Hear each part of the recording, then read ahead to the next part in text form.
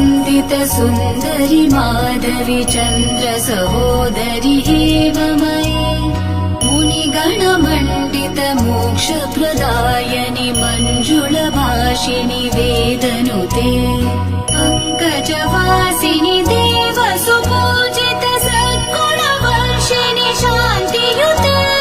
जय जय हे मधुसूदन कामिनि आदिलक्ष्मि जय पालय माम् जय जय हे मधुसूदन कामिनि आदिलक्ष्मि जय पालय माम्